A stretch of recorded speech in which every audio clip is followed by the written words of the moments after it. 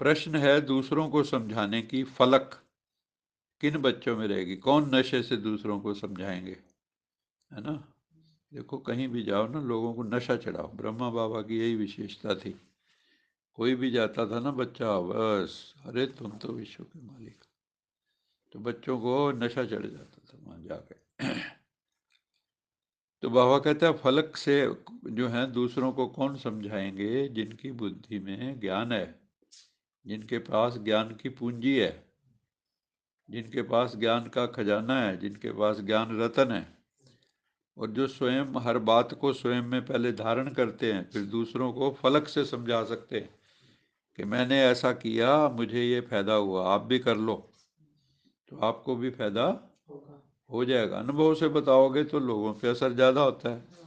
अगर वैसे कहानियाँ सुनाओगे वो कहेगा कहानियाँ तो हमने बहुत सुन रखी, ऐसा अनुभव की बात करो। बाबा कहता है ना, अब और किसी को कुछ नहीं करो। कोई साधु संत महात्मा गुरु गुसाई आए यहाँ इस धरती पे, उनको सबको कहो भी हमें क्या अनुभव हुआ, अनुभव से प्रभावित होंगे वो। तुम्हें फलक से सबको बाबा का परिचय देके उनसे वर्षा लेने की विधि भी बतानी है। पहले तो बाबा का परिचय दो कि भगवान है कौन। लोगों ने तो सर्वव्यापी कर दिया, कण कण में भगवान, फिर सुअर को भगवान दिखा रखे है, मछली को भगवान दिखा रखे है, कच्छ मच्छ, बाबा कहता है कच्छ मच्छ, है ना। कितनी तरह के अवतार बना दिए, है ना। मेरा नाम भी नीचे कर दिया इन्होंने।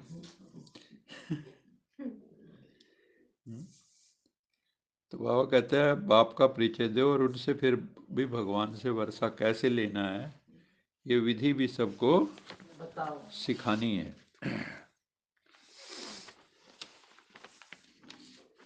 ज्ञान को कंठ करके मास्टर ज्ञान सागर अथवा ज्ञान गंगा बनके पतितों को पावन बनाने की सेवा करनी है। ज्ञान जो है तुम्हारे कंठ में भी हो। कंठी वाला तोता होता है ना, देखा हुआ है। एक बिना कंठी के होता है, कंठी वाला तोता होता है। कंठी वाला हर चीज याद कर लेता है। तो बाबा कहता है तुम भी कंठी वाले तोते हो, लेकिन हमें तोते नहीं बनना। हमें सिर्फ कंठ में नहीं रखना ज्ञान, दिल में भी उतरने देना है। ऐसा ना, कंठी वाले नहीं हैं हम, सिर्फ हम दिल वाले तोते हैं। हाँ, ज्ञान को हृदय में धारण करना है। ज्ञान को कंठ करके मास्टर ज्ञान सागर बनना है। ज्ञान जैसे शिव बाबा है ज्ञान का सागर, ऐसी कोई चीज है जिसके बारे में बाबा ने नाम बताया? हाँ? देख लो आप, पूरा चक्र का ज्ञान दे दिया, कल्प वृक्ष क्या है ना, भारत के उत्थान और पतन की सीढ़ी क्या है, देवी देवता कौन है, राक्षस कौन है ना, देवासुर संग्राम क्या है, सागर मंथन क्या है। अब ऐसे हो सकता है कि समुद्र के बीच में देवता भी खड़े हों, इतना गहरा समुद्र होता है, और एक तरफ उन जो उसका मुंह है उनकी तरफ कर रखा, है ना, उस सांप के मुंह में से जहर निकलता है, वो असुरों की तरफ कर रखा। बढ़िया बढ़िया, आप अमृत निकल गए, अमृत निकला तो ये हमारा, है ना, विष निकला तो सारे भागे फिरे जो को ये शिव जी को दे दो। वो मेरी तरह शरीफ बेचारा,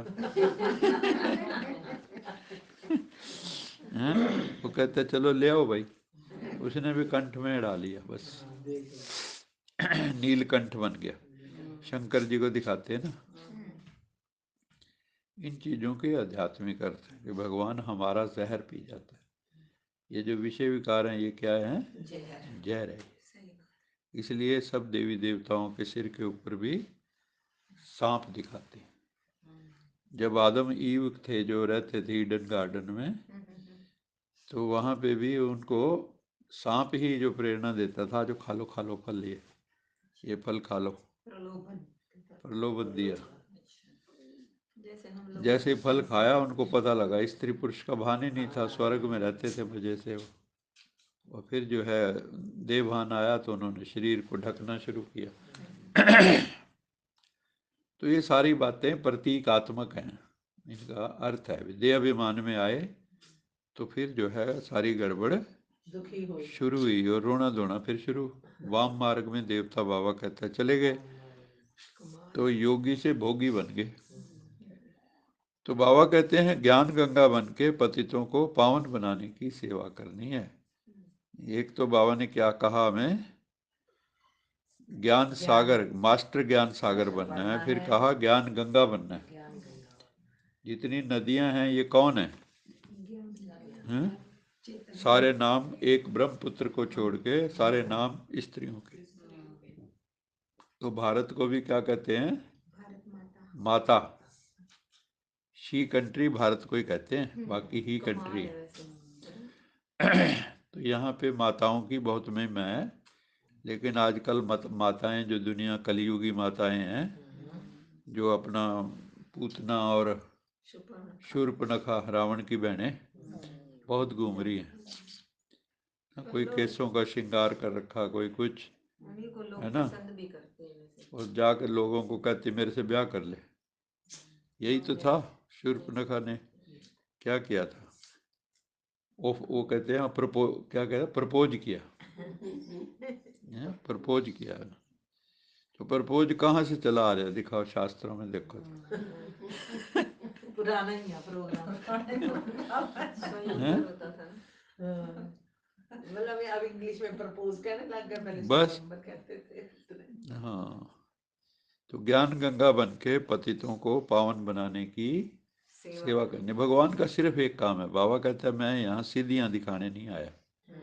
अगर मैं चाहूँ, बाबा ने एक मुरली में कहा था, अगर मैं चाहूँ तो ये विनाश, एक सेकंड नहीं है मेरे लिए। तो एक बार बाबा ने कहा बजाएं घंटा, बोला मुरली में तैयार हो, बजाएं घंटा, सारे चुप। ऐसा उसके लिए क्या है, बाबा ने कहा मेरे लिए क्या है, मेरे पास दिव्य दृष्टि की चाबी है। मैं अभी जाके टाटा बिरला अंबानी किसी को टच कर दूं, यहाँ जितना मर्जी पैसा रख देंगे। लेकिन मुझे तो गरीब की, सुदामा की बूंद बूंद से तालाब भरना है। भाग्य बनाना है, सबका भाग्य। मुझे तो भीलनी के बेर चाहिए। ऐसा ये ऐसे थोड़ा दिखाया है, क्योंकि भाव तो उनके मन में है। अमीरों का क्या है, उनके पास इसलिए फुर्सत ही नहीं है। उनको हर वक्त ये मार्केट गिर गई, चढ़ गई, फलाना हो गया, ये हो गया है। श्वास अभी एक सेकंड में निकल के पता नहीं लगना। लेकिन आदमी कैसा है ना, आप सोचो कितनी खा लेगा और कितनी जगह सो लेगा, कितना बड़ा मकान चाहिए, हाँ, यही नहीं समझ रहा। सबसे ज्यादा तो कोरोना में पता लगा लोगों को। सर बाबा ने अपने लिए तो बहुत अच्छा किया, हमें मिडिल में ही रखा, हाँ, ना ज्यादा हाई ना ज्यादा। इसलिए बाबा कहते हैं ना, बाबा के बच्चे साधारण है। बाबा साधारण वर्ग, मतलब बीच के, गरीब भी नहीं के, पूरे गरीब भी नहीं, पूरे अमीर भी नहीं, रोडपतियां बीच के, अपना आराम से दाल फुल्का चल रहा है बिना चिंता किए। भाई हर समय लोग टाइम पूछते हैं, कब का कह रहे टाइम आएगा, टाइम आएगा। तो फिर वो कहते हैं टाइम लाए। उन्होंने मतलब जैसे अगर कहते हैं चलो बना संपूर्ण, टाइम आ गया। बस यही बाबा ने भी, बाबा ने कहा अभी मतलब पुरुषार्थ हो गया पूरा, संपूर्ण बन गए सभी। फिर हम एक दूसरे तरफ, हाँ, बने तो है नहीं। बाबा ने ये भी कितनी बार मुरली में कहा कितना समय चाहिए, चलो 1 साल 2 साल बता दो एक बार फाइनल, भाई इतने साल चाहिए, बता कोई नहीं, फिर सारे चुप, फिर चुप हो जाओ, गूंगे के गूंगे।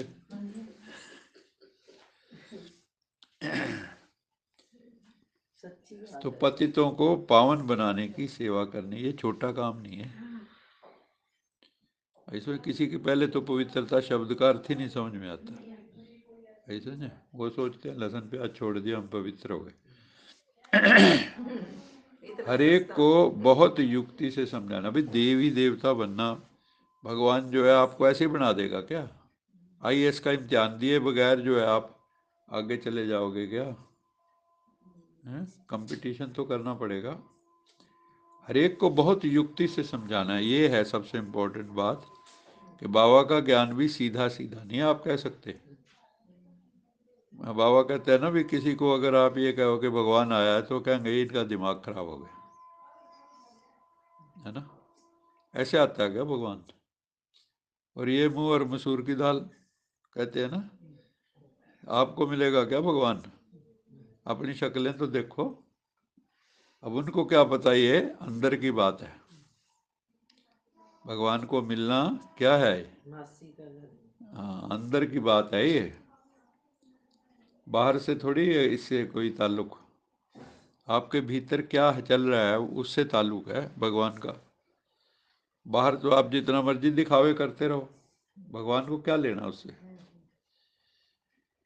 और दूसरों को भी ज्ञान जो है बड़ी टैक्टफुली समझाना है, बिल्कुल युक्ति से समझाना है। किसी से भी ज़्यादा डिबेट नहीं करनी, डिस्कस नहीं करनी फालतू।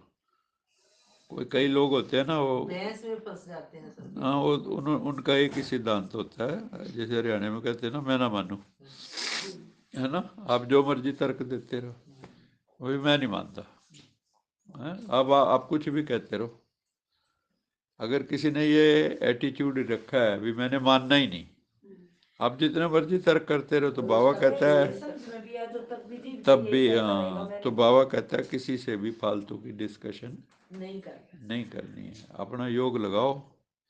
और ऐसे लोग तो सूक्ष्म उससे बदलते हैं आपके कर्मों को देख के। जैसे वो बताया था ना उस दिन कि वो अपनी पत्नी को छोड़ के चला जाता था रोज आश्रम, तो बहनें कहती थी आप आ जाओ, तो नहीं आता था। फिर जो एक दिन अपने आप ही आ गया, तो कहते अभी क्या हुआ, अब क्या हुआ? कहते अभी ये थोड़ी सी बदली है।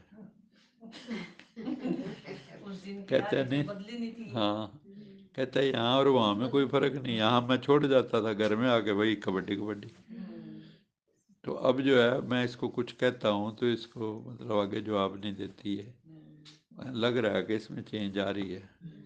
तो अब जो है मुझे लगता है कि हाँ यहाँ कुछ है।